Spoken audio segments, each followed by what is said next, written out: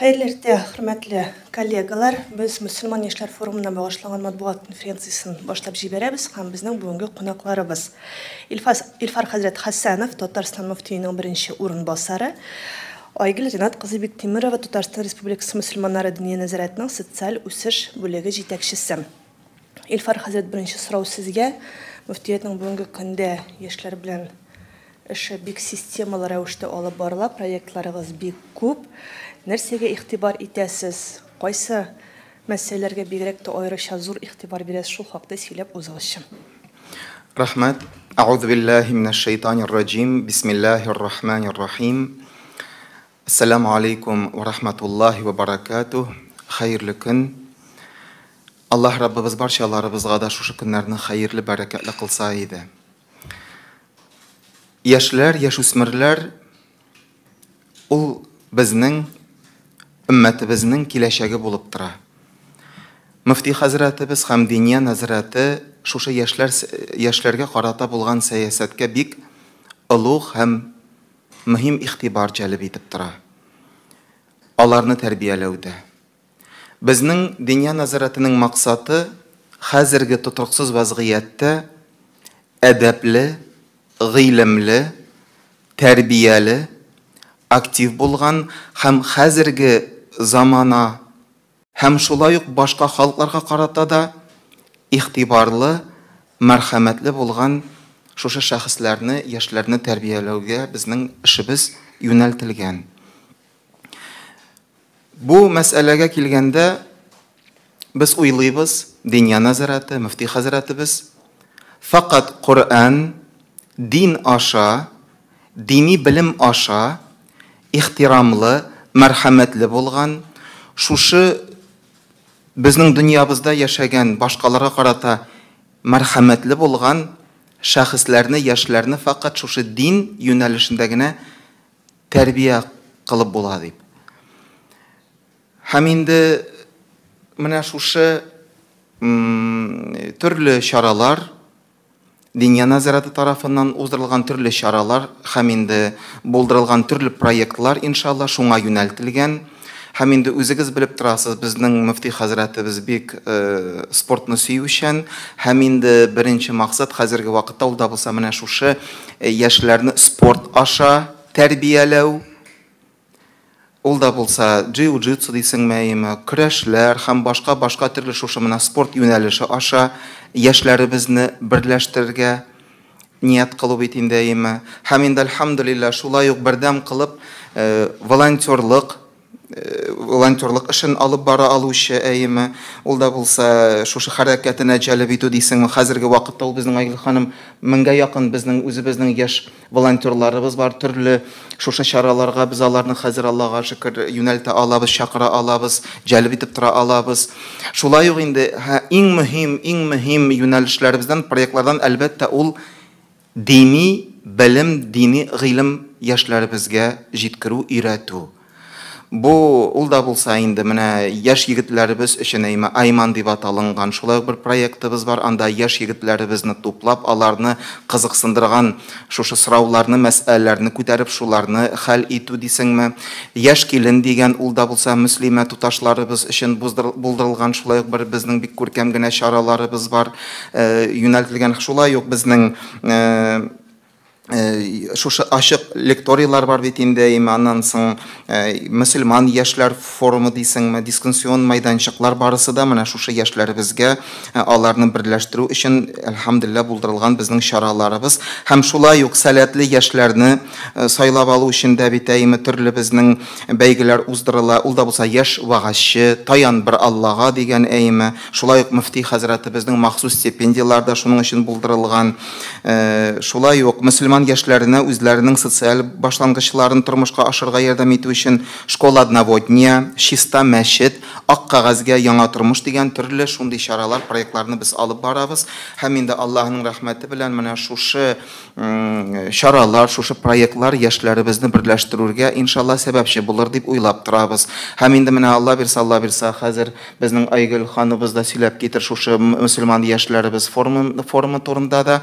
Аның максаты иң әүвәл хәзер хәзерге вакытта яшьләребезне җыю, туплау һәм инде хәзерге көндә безгә нәрсә җитми, ул да булса аралашу. Аралашу телефон аша түгел, ансы бик күп, артыгы белән, чамасы белән.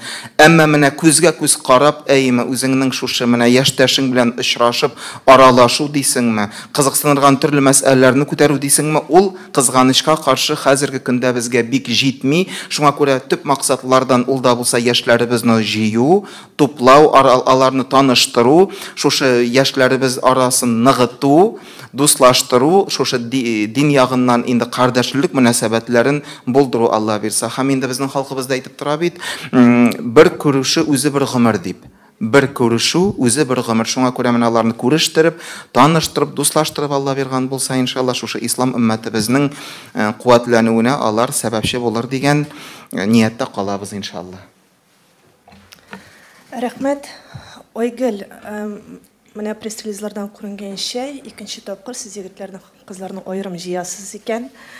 Әлеге карарга ничек килдегез, ни сәбәпле? Кызлар егетләрнең танышу, кавышу урыны бармы бүгенге көндә мөселман егетләрнең, кызларның? Ассаламу алейкум. Һәм программаның нечкәлекләре турында спикерлар кая ял итәсез, ничә көн булачаксыз? Рәхмәт. Ассаламу алейкум ва рахматуллахи ва баракатух. Бик авыр килдек бу фикергә. Чөнки без инде күнеккән идек менә, безнең чараларда шул кадәр гаиләләр барлыкка килә дип, чыннан да җәмәгать гаиләләр барлыкка килү кимеде бит форумнарыбызны аерганнан соң. Инде бу шаяру катыш реальлек менә чыннан да шулай. Мөселман яшьләре форумы ул безнең яшьләребезнең чыннан да иң яраткан чараларының берсе. Чөнки бу шундый зур мөмкинлек 7 көнгә шәһәр мөхитеннән каядыр чыгып китеп, аралашу да Илфар хәзрәт әйткәнчә танышу, ниндидер уртак фикерләр белән яңа төркемнәр барлыкка китерү, алар өчен ул Казанны күреп китү, Татарстанга килеп кунак булу. Һәм менә 12нче тапкыр уздырабыз әлеге форумны, һәм Ләйсән әйтеп киткәнчә, ул аерым кызларныкы аерым, егетләрнеке аерым. Оештыру форматына килгәндә ул авыр. Чөнки бер атна аралыгында 2 форумны әзерләргә кирәк. 2 форумны әзерләү ул координаторларны тупларга кирәк, волонтерларга мөрәҗәгать итәргә кирәк. Аерым бер эш алып барырга кирәк реклама белән дә, егетләр өчен, кызлар өчен. Егетләргә дә аерым игътибар кирәк, кызларга да аерым игътибар кирәк. Инде менә хәзер үзе биш уйлап торабыз, әгәр дә Аллаһ насыйп итеп әйбәт кенә уздырып җибәрсәк монсын, киләсе елга бәлки араларын ерагайтырбыз дип. Чөнки менә әзерлек эшләре ул бик катлаулы, оештыру эшләре катлаулы бүгенге көндә.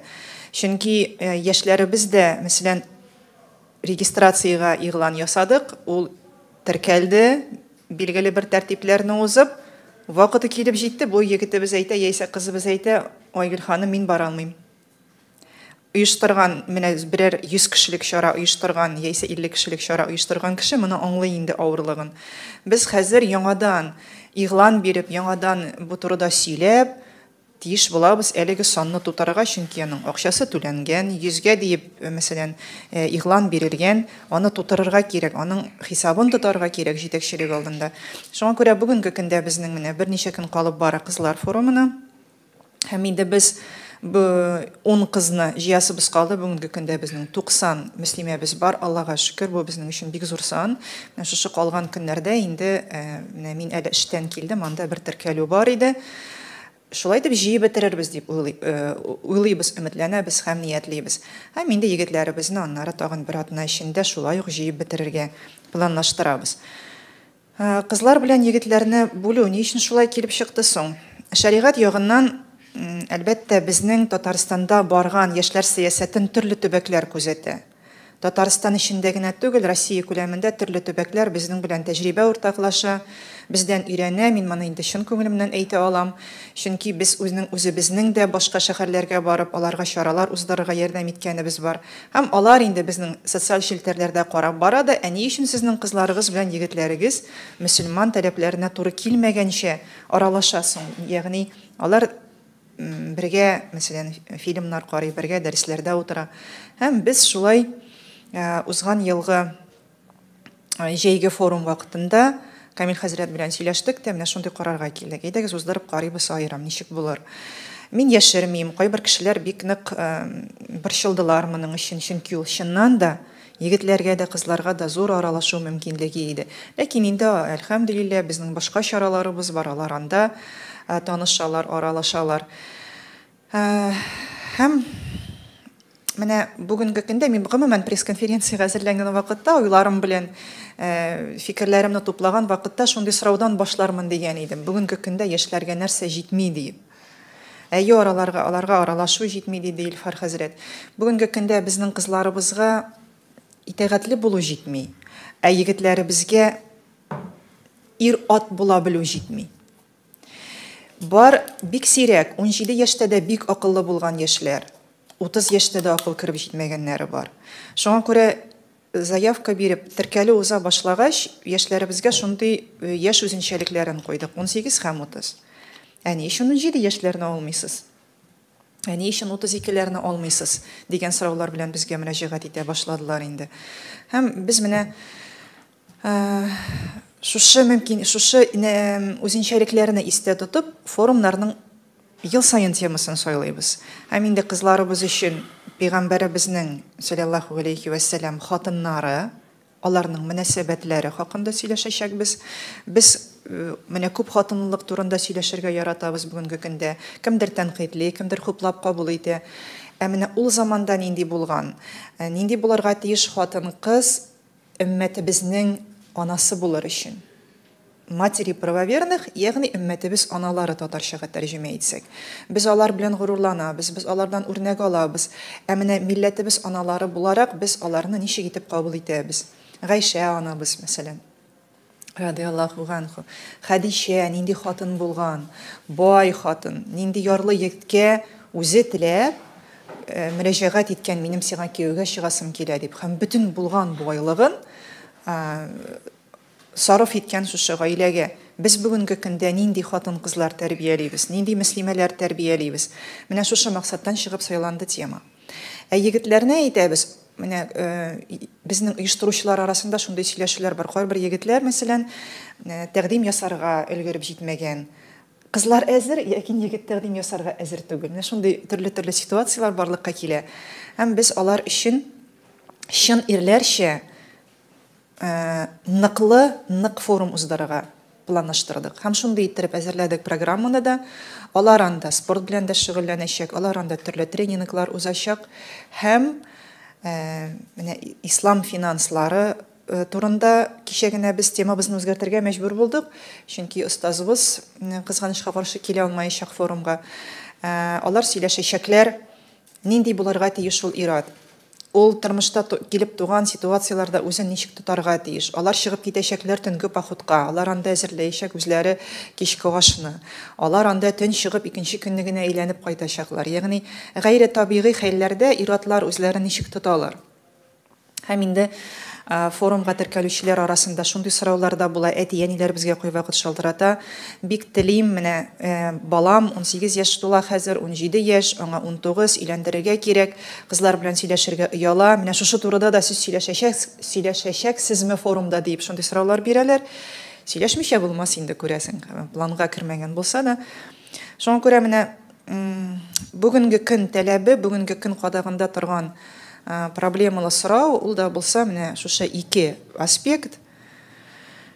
Тормыш итәргә әзерләнү, өммәтебезнең үрнәк гаиләләрен формалаштыру, балалар тәрбияләү, бу балаларны дөньяга китерү һәм башкалар. Форум бер атналык. Кызларыбызның форумы безнең Васильева бистәсендә, Уникс спорт базасында узачак. Онда да шәригать нормаларын сакладык инде. Кыз бала мәхрәмсез билгеле бер аралыктан ерак китәргә тиеш түгел, 96 километрмы хәзрәт. Шуңа күрә сайлап алдык, аларның анда иркен бару мөмкинлеге булсын дип. Әлбәттә, башка шәһәрләрдән килүчеләр бик күп. Ике форумга да безнең Россиянең барлык шәһәрләреннән дип әйтергә була. Бик актив. Ул Башкортстан бик актив. Свердловск өлкәсе, аннары Мәскәү асты шәһәрләре. Әлбәттә, инде безнең Татарстан бер кемгә дә мәҗбүриләү юк инде, ул эшли башлаганда гына әйдәгез инде, бирегез инде безгә яшьләрегезне дип тырышып эшләгән идек. Хәзер инде Аллага шөкер, яшьләр менә шушы аралашуларны көтеп торалар, зарыгып көтеп торалар. Егетләр форумы безнең Болгарда палаткалар шәһәр ичегендә узачак. Менә шушы пандемиядан соң без анда кабат әйләнеп кайтабыз.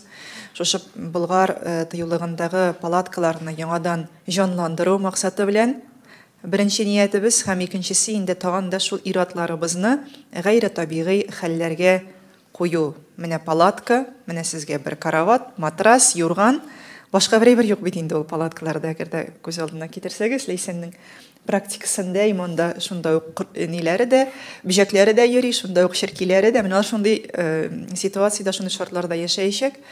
Инде остазларыбыз, төрле тренинглар, төрле бәйгеләр, программабыз бик тыгыз. Бүгенге көндә яшьләр социаль челтәрләрдә күп вакытыбызны анда сарыф итәбез. Безнең инде максатыбыз аларны әзрәк социаль челтәрләрдән арындырып, саф һава сулату, күбрәк һавада булу, һәм әлбәттә инде намаз уку. Әлбәттә остазларыбыз, үзебезнең яраткан остазларыбыз. Тагын инде фикерләр әйтелмичә калды микән? Берничә спикерны да атап узсагыз, кызлар өчен кемнәр киләчәк, егетләр өчен аерым кемнәр? Ике форумда да, егетләр форумында да, кызлар форумында да безнең остазларыбыз бар, алар атна буе безнең белән эшләячәк. Кызларыбыз өчен Айсылу Ибраһим, ул бүгенге көндә бала ялында Мөхәммәдия мәдрәсәсе мөгаллимәсе, бик яратып бирә иде мәдрәсәдә укыткан вакытта Пәйгамбәребезнең тормыш юлын, һәм инде ул бик шатланып риза булды. Шушы кызыбызга безнең 100 кыз бала, 100 мөслимә Пәйгамбәребез хатыннары нинди булган, һәм без алардан нинди дәрес алырга тиеш икәнлеге турында. Инде барсы да әйбәт булып, балалары исән-сау булып, әти-әниләр сабыр булып, аны укытырга гына җибәрсеннәр. Егетләр өчен безнең яраткан Әхмәт остазыбыз бар. Төрле ситуациядә дә, төрле темага кагазсыз, китапсыз чыгып сөйли ала торган остазларыбыз, төрле сорауларга, нинди генә темага булмасын, сорауларга җавап бирә ала торган остазыбыз. Инде аны ризалаштырдык, Аллага шөкер. Менә ул булачак безнең егетләребез белән. Кызларга без башка спикерларны бик аз җәлеп итәбез, күбрәк ул аларның үсеше белән, аларның үз-үзен тотышы белән бәйләнешле булачак инде. Менә егетләргә без сүз осталарын, укытучыларны, лекторларны әле тагын җәлеп итәчәкбез. Анда безнең машина йөреп торачак һәм төрле темаларга алар белән сөйләшүләр алып барачаклар. Уңышлы гына инде файдалы итеп уздырып җибәрергә насыйп булсын. Әлбәттә, менә бу эпидемия ул әле безне ташлап китмәгән, аларын да инде истә тотабыз. Барысы да Роспотребнадзор хезмәте белән сөйләшенгәнчә, алар белән хезмәттәшлекләр оештырыла. Маскаларында араларны саклау, шуңа күрә 100 итеп сайланды инде ул, безнең 150 итәргә дә теләгебез бар иде. Антисептиклар һәм башкалар, хәләл ризык, хәләл ял була инде. Менә без үзебезнең Инстаграмыбызда форумга кадәр әле синең хәләл рәвештә ял итәсең киләме дип шундый сорау белән чыктык яшьләребезгә. Бүген бит бик тә популяр глэмпинглар, төрле хәләл ял дип әйтәләр. Хәләл ял оештыру мәсьәләсе буенча төрле фикерләр алышалар. Менә бу безнең өчен, безнең яшьләребез өчен шәригать кануннарына туры килгән бер ял итү чарасы булсын иде инде дигән теләктә үзебез. Рәхмәт сезгә. Тагын бер сорау, димәк, егетләр белән фәкать оештыручылардан ир егетләре генә, кызлар белән хатын кызлар гына булачак, аңламыйча, дөрес бит? Әйе, нәкъ шулай. Ләкин хатын кыз инде ул, менә һаман да шул инде, үз җилкәбездә нәрсә генә күтәреп йөрмибез, нәрсә генә эшләмибез, әйме? Ул аппаратурасын алырга кирәк, аны җайларга кирәк, суларны кертергә, кулерларны куярга. Ләкин инде без менә ике егетебезне кызлар арасына барып алып барабыз, ул безнең хезмәткәрләр. Алла бирсә, алар инде үз эшләре белән шөгыльләнер, бәлки яшеренеп кенә остазның дәресен тыңлар, бердә зыян итмәс. Егетләрдә иченнән дә инде бар тик иратлар гына, анда хатын-кыз бердә булмаячак. Рәхмәт, хөрмәтле коллегалар, сорауларыгыз рәхим итеп. Дилбәр. Хәерле көн. Менің сұрауым мына шет төбәкләрдән дә киләләр форумга, бит. Шет төбәкләрдән киләләр. Әйе. Казанда узган сез әйттегез, аларның социаль проектларын без дәвам итәбез дип. Шул ук кагазгә тормыш белән кит, беренче адымнар ислам. Казанда алар бик уңышлы эшләп киләләр, күрсәтеп барабыз. Менә шит төбәктәге яшьләр үзләренә кайтып киткәч, анда ниндидер проектлар эшлиләрме? Сез аларны күрсәтеп торасызмы? Хезмәттәшлек барамы? Әйе, Аллага шөкер, мин инде алда да әйткән идем, безнең аларга барып хәтта шундый чаралар оештырырга ярдәм иткәнебез булды дип. Мин аерып әйтә алам бүгенге көндә Первоуральск шәһәрен. Алар безнең форумнан алар киләләр, ел сайын киләләр, төрле делегатларын җибәрәләр һәм алар пандемияга кадәр уздырдылар шушы яшьләр өчен, татар яшьләре өчен бер форум. Аларның инде ул безнең кебек бер атналык булмады һәм алар яшьләрне дә азрак җыйдылар, чөнки ул алар өчен пилот проекты иде. Менә шушы җыенны алар уздырдылар яшьләр өчен, нәкъ менә шәригать кануннарын истә тотып, дини гыйлем бирү яссылыгында барды инде аларның. Һәм безнең менә бу ислам беренче адымнар проекты бөтен Татарстан буенча һәм Астрахань шәһәрендә бүгенге көндә эшли. Ничек килеп чыкты Астрахань? Безнең форумнарга Астраханьнан алай бик еш килмиләр иде. Менә бу ел бик күп безнең яшьләребез теркәлде. Хәйре белән булсын. Һәм безнең бер кызыбыз шушы форумнарда йөреп кияүгә чыкты да Астраханьга. Ул менә безнең бу проектны алып китте шунда. Хәзер менә алар иңелек Астраханьда, аннары аны башка төбәкләргә дә җәелдерергә телиләр. Татарстан буенча менә ул бик нитеп эшли, актив эшли. Быел июль айында дип планлаштырган идек, менә безнең форумыбызның даталары туры килде.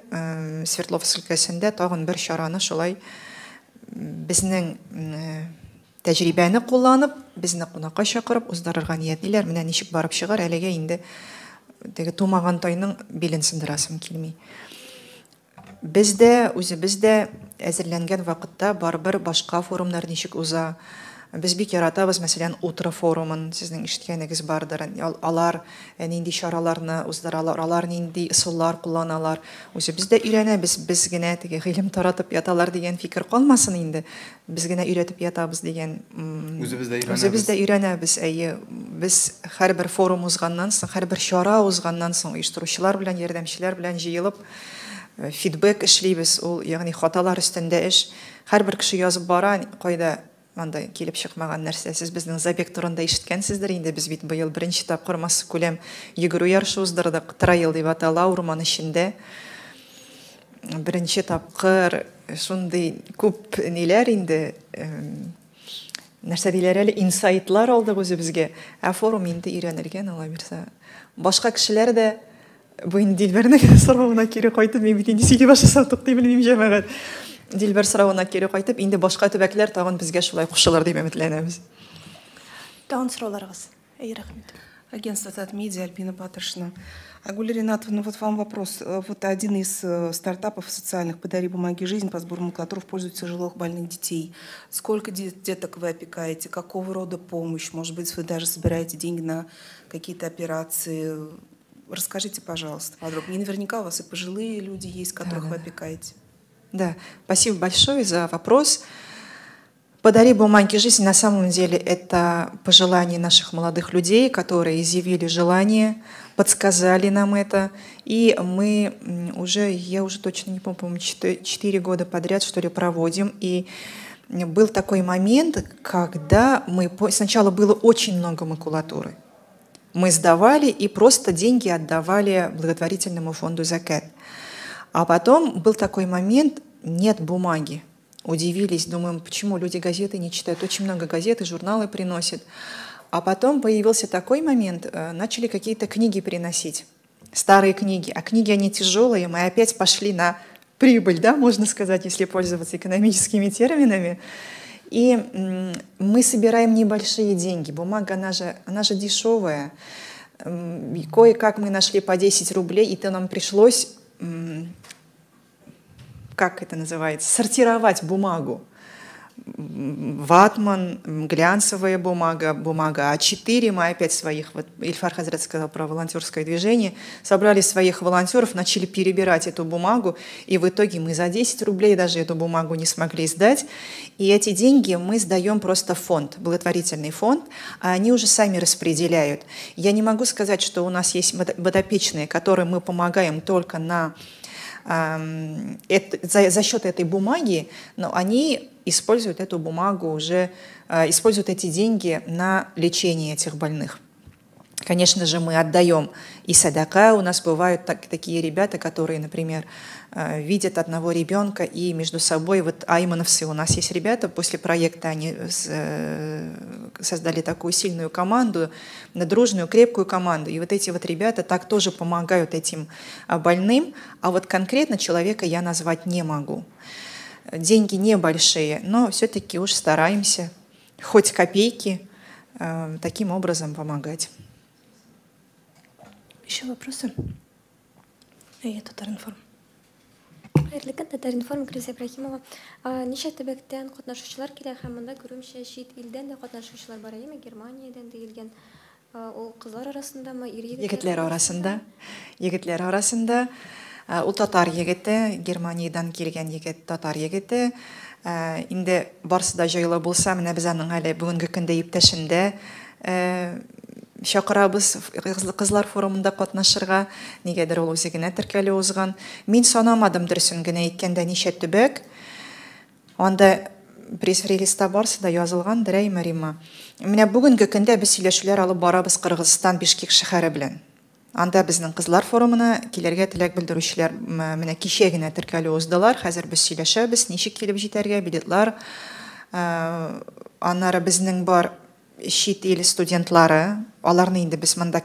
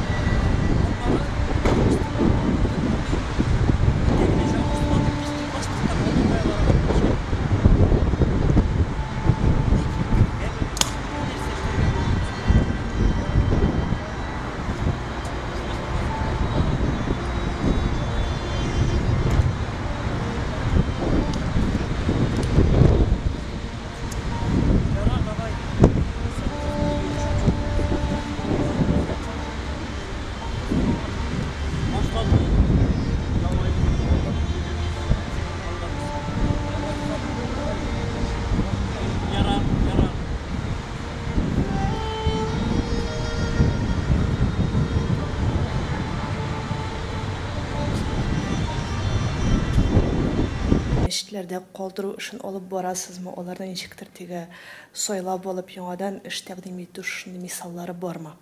Андый мисаллар әлбәттә безнең бар. Аллаһка шөкер, менә шундый уздырылган форумнарда бик сәләтле булган яшьләребезне без күзәтеп торабыз.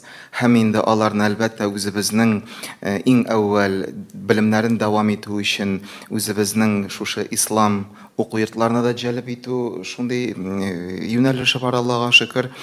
Һәм әлбәттә менә әйтеп китәм бит әле шушы яшьләребез арасында да төрле бик теге тел мәсьәләсенә килгәндә төрле менә шушы юнәлештә бик актив булган, бик шундый сәләтле булган егетләребезне туплап, Аллаһны әлбәттә менә кулдан ышкындырмыйча бит инде үз җәлеп итеп Алла биргән булса, аларны туплап, шушы динебезгә, милләтебезгә файда китерсеннәр дип, әлбәттә җәлеп итү суллары бар. Һәм инде без аларны әлбәттә ташламыйбыз. Бигрәк тә инде үзебезнең шушы Татарстаныбыздагы булган яшьләребезне күзәтеп торырга тырышабыз, әйме, аларны шушы менә мәчетләр, курсларына дигән булып бит инде алар арасында мәсәлән күбесе Коръәнне гарәби имлә белән укый белмәүчеләр дә бик шактый, менә аларны өйрәтеп, аларны туплап, шушы мәчетләрдә, мәдрәсәләребездә туплап нитеп дин дәресләрен биреп, әлбәттә шушындый юнәлтү сәясәтен алып барабыз әлбәттә. Әйләсән, мин өстәп әйтә аламмы? Безнең кадрлар бүлеге җитәкчесе иң беренче безгә мөрәҗәгать итә. Берәр бүлеккә хезмәткәр кирәк икән, Айгөл берәр егет юкмы, Айгөл берәр кыз юкмы дип. Бу әлбәттә күңелле күренеш. Һәм менә безнең егетләребез, алар үзләре тәкъдим белән чыгалар. Әйдәгез, менә без моны эшли алабыз, менә моны эшлик дип. Һәм әлбәттә инде менә кадрлар мәсьәләсендә дә без аларны кулланабыз. Безнең менә бүлегебездә эшләгән егет бүгенге көндә Питрәч районында эшчәнлеген үзенең җәелдереп ята. Без аны менә тәҗрибә иттек, егетләр форумында катнашып аны оештырырга. Күңелле, мактану түгел, Аллаһ Тәгалә риза булсын, иң мөһиме. Практика узу өчен дә мәсәлән үзебезнең дөнья назаратына җәлеп итәбез, яшьләребез. Практика узган егетләрне бүлекләргә алган, безнең вакытларда булды. Киләләр дә практикага университеттан соң, аннары әле безнең бер форумнан соң менә шундый кызык булды инде. Мәдрәсәдә бит безнең кичке укулар башлана, безнең форумнар төгәлләнә, аннары мәдрәсәгә, Мөхәммәдия мәдрәсәсенә инде бу күршеләр булгач, аларны мин күбрәк беләм. Алар анда документ тапшыра башладылар да үзара сөйләшәләр. Менә ничек анда укырга, мәдрәсә бит инде ул безнең татар телле. Безнең Данис әйтә, мәдрәсәгә килеп кергән идем, беренче курста бөтен форум егетләре утыра кебек булды ди. Җыелганнар да кызлар белән егетләр шунда укырга кергәннәр. Бергә күңеллерәк бит инде укуы да, теге дәресләр булсынмы, төрле чаралар белән мәдрәсәгә ярдәм итү булсынмы, шуңа күрә файдалы булсын. Сөйләп утырабыз, безнең менә без сөйләгәндә бернинди проблема юктыр кебек әйме яшьләр арасында. Аның проблемасы да бар инде. Менә шушы проблемалы яшьләребезне дә без менә мәсәлән Instagram аккаунтын ачып карыйбыз кызларның. Отбор вакытында сайлап алу туры бар бит әле. Без ул кыз яулыксыз. Китәбез аның постларын укып, нинди постлар урнаштыра ул, ВКонтакте челтәрендә нинди язмалар урнаштыра ул. Әгәр дә аның әз генә булса да, ул бит инде теркәлү узган, димәк ул мөселман яшьләре форумы турында ишеткән, аларга шалтыратып, сорашып, ни дәрәҗәдә, нәрсә белә, яулык киямы, яулык киячәкме, нинди аның ниятләре, без аларның һәрберсен менә теге тотып җибәрмәскә тырышып торабыз инде. Һәм әлбәттә алар анда шушы мөселман атмосферасына килеп кергәч, юк, миңа ошамый дип кайтып киткән кеше булмады әле. Бүгенге көндә без бит инде сөйләшәбез экстремизм, терроризм мәсьәләләре турында, айлыклар уздырабыз президентыбызның махсус карары буенча. Әлбәттә алар безнең янда түгел ул яшьләр. Килсеннәр иде алар, ләкин без алар арасына керә алмыйбыз бүгенге көндә үзебезнең идеяларыбыз белән. Безнең бүгенге көндә бик тә керәсебез килә югары уку йортларына, бик тә барасыбыз килә мәктәпләргә. Безнең әле менә бу юнәлештә эшлисебез бар. Дәгъват бүлеге белән бергәлектә, әлбәттә сезнең ярдәм белән, мөхтәсибәтләребез ярдәме белән безнең эшләребез әле бик күп. Менә бу форумга җәлеп ителгән бер егет вакыйгасын мин сезгә сөйлим. Ул килде, мөселман егете форумга килде, шундый итеп рәхмәт сүзләре белән мин менә шундый шатмын сезнең арагызга килеп кергәнемә, минем иманым ныгыды кебек дип кайтып китте, егет тагын ычкынды. Без аны социаль челтәрләрдә күзәтеп барабыз, шуннан егетләр белән сөйләшәбез, егетләр нишләтәбез буларны. Әйдәгез менә адреслы чакырабыз, бу егеткә шалтыратып, әйдә кил әле, безнең менә шундый егетләр белән очрашу була. Без анда шундый темага сөйләшәбез, әйдә кил дип, ул егетне чакырып китереп, кабат менә аны менә шушы яңа баскан юлыннан җибәрмәскә тырышып көрәшкән моментларыбыз да бар инде. Юк, килмәйбез дип әйткәннәре дә бар. Мин сезнеңчә намаз укымыйм дип әйткәннәре дә бар. Ничәп сез менә булай намаз укыйсыз дип әйтүчеләре дә бар. Бүгенге көндә әгәр дә без инде Хәнәфи мәзһәбе һәм Матурidi гакыйдәсе буенча эшчәнлегебезне алып барабыз икән, без аннан уңга сулга инде барбер чыкмаячакбыз. Ләкин шундый яшьләр белән, мәсәлән, Индонезия яшьләре, алар безнең арабызда, алар бит Хәнәфи мәзһәбендә, Шафигый мәзһәбендә Аллаһ Тәгаләнең бер икәнен аңлатып аларга шундый эшләп яткан көнебез. Проблема булдымы бу? Рәхмәт тагын сорауларыгыз. Рәхмәт.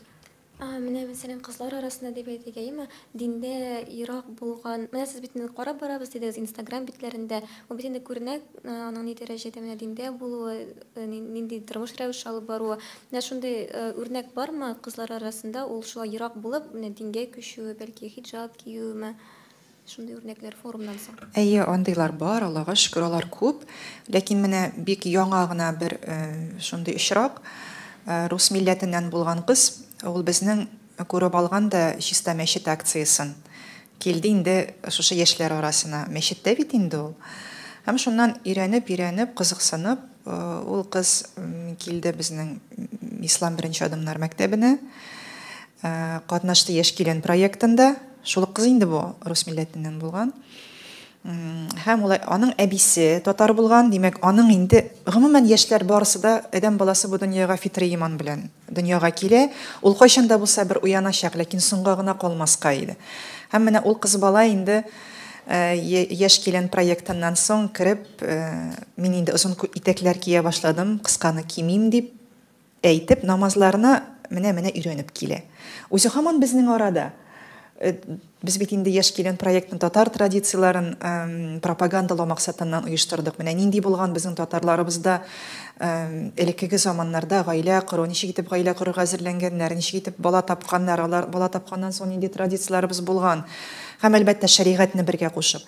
Менә ул шунда, һәм ул менә әкрен-әкрен шулай киреп бара, әкрен-әкрен намазын өйрәнә. Тиз түгел, ләкин адымлап, әкрен-әкрен. Тагын бер мисал, намазда укый, уразаларда тота, бер кызыбыз төрле проектларда да катнаша, япмый яулык, андыйлар да бар инде. Шуңа күрә Аллаһ Тәгалә без сәбәп кылучы гына, Аллаһ Тәгалә туры юлга күндерүче төрле гыйбрәтле мисалларыбыз бар. Аларны башка кызлар да күрә бит инде. Кара әле, менә безнең анда Катя, безнең Лена, яисә анда ничен Ләйсән һаман яулык япмый инде безнең, үзара дуга кылалар инде алар. Шулайрак. Дан сорауларыгыз Зәя.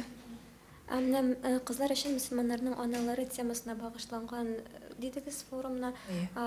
Менә ул вакытта бит инде барыбер хатын-кызлар башка төрле булган. Менә хәзерге кызларга карата дип әйтик инде ул сыйфатларны, менә ул үзенчәлекләрне дип әйтик, тулысы белән бүгенге көнгә күчереп буламы? Әле ул нидә трансформация узырга тиешме? Чөнки егетләр дә башка, кызлар да башка хәзер. Әйе, чыннан да шулай, егетләр дә башка, без башка, замана башка, кызлар башка. Без менә шушы замана таләпләренә барбер яраклашырга мәҗбүрбез. Башкача булмый чөнки. Һәм менә инде без беләсезме ни өчен шушы пәйгамбәребезнең хатыннары хакында сөйләшәбез. Анда шул кадәр без бит инде инсайт сүзен кулланырга өйрәнгән бүгенге көндә. Анда шул кадәр дәресләр бар, анда шул кадәр гыйбрәтле хәлләр бар. Алар үз-үзләрен ничек тотканнар, авыр бүгенге көндә аларча яшәү, алар авыр бүгенге көндә безнең дөньяга карашыбызны үзгәртү, менталитетыбызны үзгәртү. Әле менә кичә генә Камил хәзрәт белән сөйләшәбез дә, ничек итеп төрекләр кунакларны каршы ала һәм ничек итеп татар халкы кунакларны каршы ала бүгенге көндә. Без хәтта кунакка көтелмәгәнчә килеп керү түгел, хәтта инде телефон буенча шалтыратып та бик сирәк йөрибез бүгенге көндә. Бит менә шушы бүгенге вазгыятьтә шушы сыйфатларны ничек итеп үзебездә барлыкка китереп, аны бүгенге реалиядә, бүгенге вазгыятьтә куллану мөмкинлеге бар безнең. Без менә шушы хакта сөйләшергә телибез. Остазыбызга инде шундый без бирдек тема, без аңа аңлаттык, нәрсә күрергә телибез без дәресләребезнең ахырында. Һәм кызлар шушы үрнәктә мөмкин булганча үзләрендә шушы сыйфатларны тәрбияләп, аларны куллану мөмкинлегенә ия булсыннар иде дигән ният белән эшләнә ул. Бүгенге көндә киенүебез дә башка, бүгенге көндә вакыт башка. Өлгерәләрме бүгенге көндә кызларыбыз безнең пәйгамбәребезнең хатыннары кебек эшләгән игелекләрне эшләргә? Вакыт җитмәйдиләр, Коръән укыйбызмы? Вакыт җитмәйдиләр, өлгермибез диләр. Менә әле безнең шушы иң беренче вакытыбызның бәрәкәтен кире кайтарасыбыз бар, ләкин ул кире кайтамы юкмы, чөнки ул кыямәт көненең бер билгесе. Юкка гына язылмаган тарих, юкка гына булмаган менә бу дәресләр безнең өчен, без аларны кулланырга тиеш, без аларны өйрәнергә тиеш. Шуңа күрә файдасы булыр иншалла. Без үзебез менә мәдрәсәдә укыган заманнарда бик матур китап чыккан иде, матери правоверных дигән, шул китапларны укып, ул минем менә кеше йотылып китап уку дигән гыйбарә бар. Менә мин шул китапны йотылып укыган идем. Ни өчен йотылып укыдым? Чөнки менә мин үзем хәзер шундый хәлдә, миндә ир хатыны, миндә гаиләдә үземне ничек дип тотарга, туганнар белән ничек мөнәсәбәтне корырга. Менә шушы заманда әлбәттә билгеле бер вакыт килеп җитүдә кирәктер. Менә минем башыма шундый фикер килә. 17 яшьлек кызлар моны ничек кабул итәрләр икән дигән уйда килде. Менә карарбыз ансында. Кем ничек кабул итәр һәм ахырда фидбэк сөйләшербез без бу турыда. Кем ничек кабул итте әлеге мәгълүматны, кем ничек аны тормышка ашырырга ниятли, кемнең нинди планнары бар. Бу турыда да без менә сөйләшербез әле. Бу сезнең сораудан туган шундый ни тәкъдим. Менә кызлар һәм егетләр битендә аерым була һәм алар белән ниндидер җенси мөнәсәбәтләр турында сөйләшү буламы, чөнки ул барыбер гаилә тормышының бер өлеше итеп барып була. Безнең менә бу темага без гаиләдә булган нечкә сораулар хакында без сөйләшәбез яшь килен проектында. Форум кысаларында ул булмаячак, планлаштырылмаган. Әлбәттә, әгәр дә сорау бирәләр икән, бигрәк тә менә бу пәйгамбәребезнең хатыннар мәсьәләсендә ул булачак. Күп хатынлык мәсьәләсе монда барыбер искә калкып чыгачак, сораулар булачак. Моңа устазларыбыз һәм без сорауларга җавап бирергә әзер. Ә менә физиология, бу беренче төннең психологиясе, нинди әзерлек булырга тиеш, хатын-кыз үзен ничек тотарга тиеш, моңа мораль яктан ничек әзерләнергә, ул бер төрле буламы, юкмы? Менә бу турыда без яшь килен проектында сөйләшәбез. Безнең махсус спикерларыбыз бар, алар белән инде без берничә ел эшлибез. Менә 3нче поток, 4нче поток яшь киленне чыгардык без. 2 ел дигән сүз. Менә ул инде безгә һәр вакыт килеп, шундый темаларны да күтәрә. Без бу турыда оялмыйча сөйләшергә тиеш, чөнки бу шулай ук әйтер идем, безнең кызларыбыздан килгән тәкъдим, чөнки Айгөл апа, мин кияүгә чыктым, мин бер нәрсә белмәгәнмен икән. Шуннан да мөселман гаиләсендә тәрбияләнгән кыз бала мәктәптә бу турыда сөйләшмиләр, әниләре бәлки бу хакта сөйләшмәгәндер. Һәм 2 төрле бөтенләй кеше, менә шушы якынлык бик якын яши башлагач, бик күп төрле сораулар туган һәм без менә яшь килендә аны кабатлыйм инде бу турыда сөйләшәбез. Һәм быелдан без менә көзгә иншалла исемен әлегә төгәл без сөйләшмәдек. Яшь егетләребез өчен дә шундый ук проектны булдырырга җыенабыз. Чөнки хатын-кыз әзерлибез. Әлбәттә, без бөтен өммәттә булган кызларны кияүгә чыгарга, гаилә корырга әзерләп бетерә алмыйбыз. Менә шушында килгәннәре белән эшләргә дә өлгерсәк бик яхшы булыр иде. Ә егетләр кайбер сорауларны мәсәлән аңлап бетермәскә мөмкин. Алар шушы ук якынлык мәсьәләсен шушы проектта өйрәнергә тиешле булачак. Без менә шушы проект өстендә бүгенге көндә эш алып барабыз. Рәхмәт Ясын. Илфар хәзрәт Айгөл, сезгә уңышлар. Рәхмәт. Форумнарыгыз яхшы гына, матур гына усын, яшьләр үз белемнәрен өстәсен. Сезгә, хөрмәтле коллегалар, хәерле имин көннәр. Бик шундый файдалы очрашу булды. Менә сез турында гына сөйләшмәдек. Бик зур рәхмәт килгәнегез өчен. Бик зур рәхмәт Ләйсән сезгә. Эшләрегез изге булсын, Аллаһ Тәгалә сезгә дә җиңеллек бирсен, авырмагыз. Тагын очрашулар насыйп булсын. Бик зур рәхмәт. Амин. Шушы сырхаулардан Алла үзе сакласын.